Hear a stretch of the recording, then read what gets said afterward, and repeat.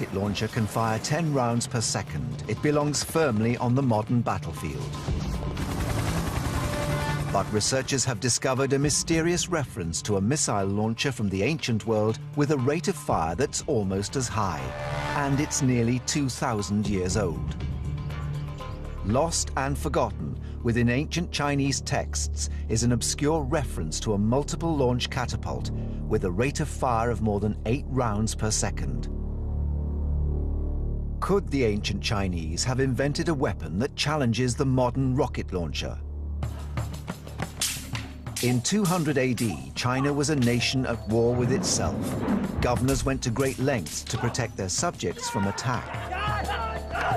The Chinese had always been very good at building fortified cities, which is one reason why they had to devote such enormous resources to the problem of destroying or defeating these defences. Siege warfare in the ancient world involved wearing down the enemy. This trebuchet takes a full 20 minutes to reload. How could the ancients speed up the reloading process to increase the rate of fire? A text written in 232 AD by the inventor Ma Zhong describes a prototype for a catapult that had the highest rate of fire of any in the ancient world. According to the historical accounts, you have a very large wooden flywheel, and once you've set it in motion, the centrifugal force throws out the missiles on the end of a piece of rope. As each missile reaches the top of the wheel, a knife blade cuts through the rope, leaving the missile free to fly forward. But could the prototype have actually worked? With no knowledge of how or where the weapon was used, if at all, ancient technology specialist Richard Windley is building what he hopes will be a working scale model.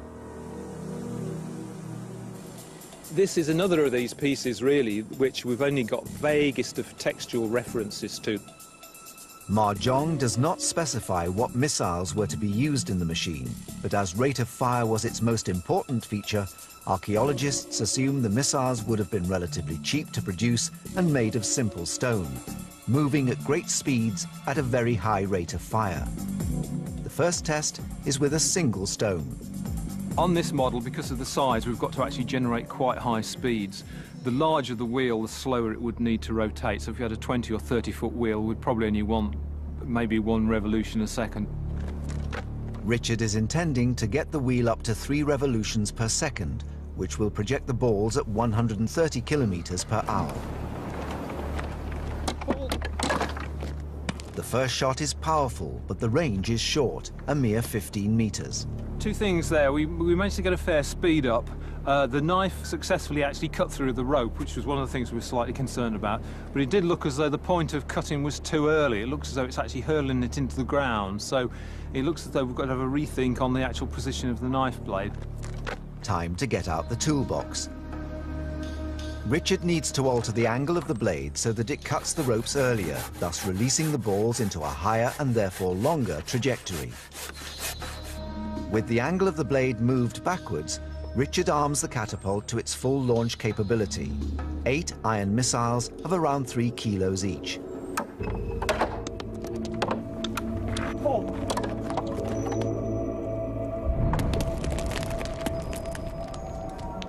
We got a lot more range that time, and it seems to be kind of throwing it up in the air slightly more.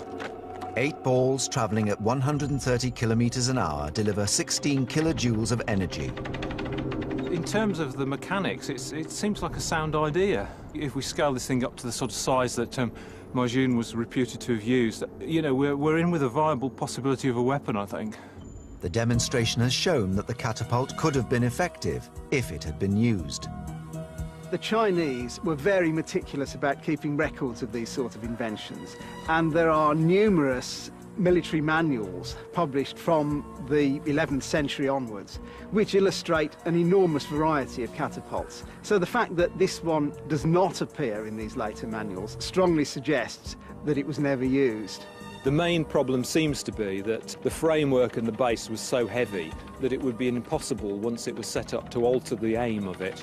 Each time you chose a different target, the whole device would have to be moved and reset up, which would be a fairly mammoth task. Occasionally, researchers come across documentary evidence of ancient weapons as good as any modern blueprint. One such has been recovered from ancient Greece. It describes an innovative machine that plays on man's most primeval fear. Fire is one of the primary weapon systems used even in the 21st century. You set a man on fire and he's out of the firing line. Once that man is burning, he's out of the line, and so are his mates, because they want to put him out before he starts to hurt. The earliest known machine to employ the deadly power of fire dates back over 2,000 years, and it was used not only against troops, but the fabric of an entire city.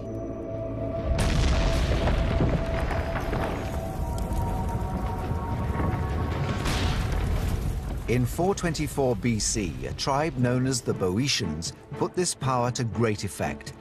They were laying siege to the town of Delium in central Greece to win it back from the Athenians. The defenders had thrown together a lot of wood and roots and all kinds of material to bind up an earthen defense. To the Boeotians, all that wood stacked up within the walls suggested an obvious weapon of attack. They come up with a flamethrower, quite a big flamethrower. How could such a weapons system have been possible, and was it enough to defeat the Athenians? Clues were recorded by the ancient writer Thucydides. Thucydides is an Athenian general and statesman who gets sacked about halfway through the Peloponnesian War. And like most generals who get sacked halfway through a war, he wants to prove that they shouldn't have sacked him. So he sits down to do something unusual. He writes a book. And his book is the first serious political examination of the phenomenon of war, not as something to write legends about, but something that happens to real people. It really is a rich and powerful text that we still read to this day. They sawed in two and hollowed out a great beam, which they then joined together again very exactly, like a flute, and suspended a vessel by chains at the end of the beam. The iron mouth of a bellows, directed downwards into the vessel, was attached to the beam, of which a great part was itself overlaid with iron. This machine was brought up from a distance on carts to various points of the rampart, and when it was near the wall, they applied a large bellows to their own end of the beam and blew through it. The blast passed into the vessel, which contained burning coals, sulfur and pitch. These made a huge flame and set the rampart ablaze.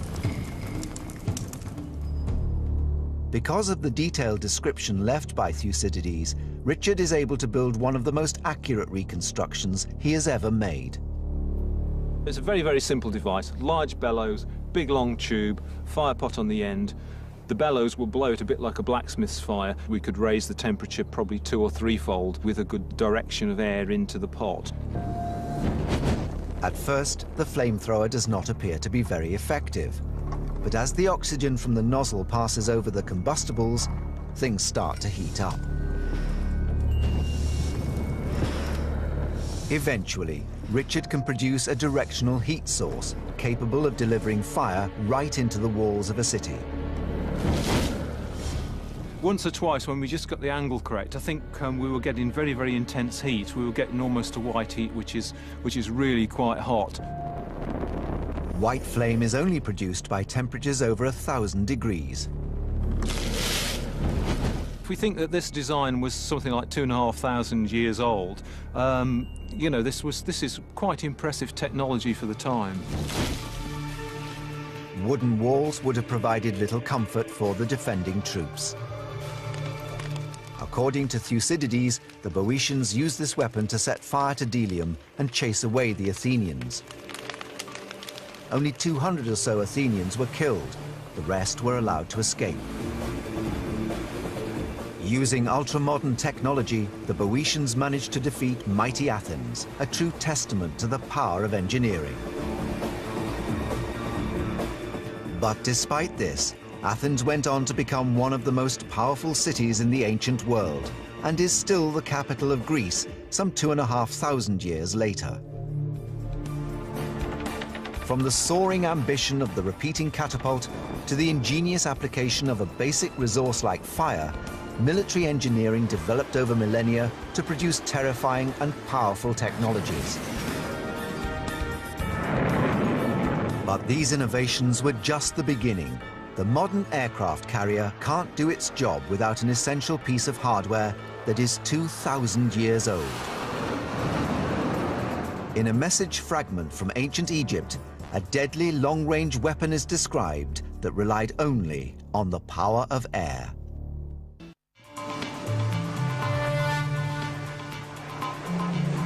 For every operation, the modern aircraft carrier relies on a technology that was developed in ancient Egypt over 2,000 years ago. Ancient machines expert Richard Windley is researching an ancient text to discover the origins of this simple but powerful technology. In the ancient world, the catapult was the technological front-runner in the arms race. It had the ability to store and release far more energy than a single man could possibly unleash. The stored energy is known as potential energy. Nearly all throwing devices use the same operating principle. They convert potential energy into kinetic energy. And the potential energy is either stored in some form of elastic, be it twisted rope, or elastic bands in the form of a handheld catapult. A trebuchet stores the energy in gravity by having the weights held up high. And all that happens is that you then release the potential energy and convert that into the kinetic energy that's in the missile. The standard catapult in the ancient world was the torsion catapult. Torsion catapult works by twisting up fibers which can retain energy while cocking the mechanism so that the arms of the catapult are actually linked up to the torsion, and the trigger then releases all of that energy by unwinding whatever you've wound up. The materials used were animal sinew, hemp, and stretched leather.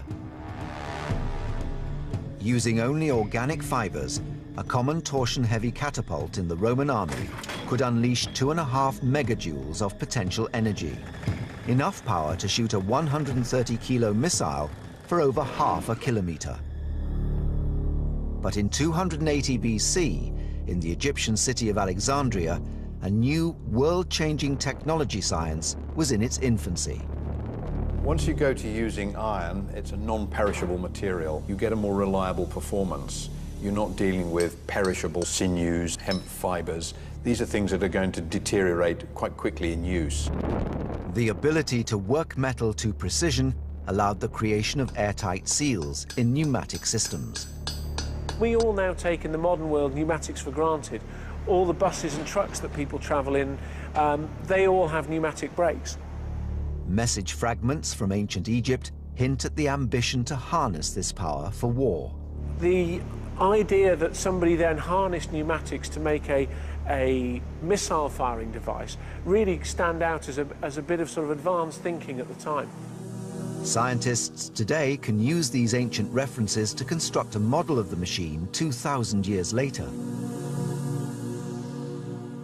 Their design shows one of the first pistons in history.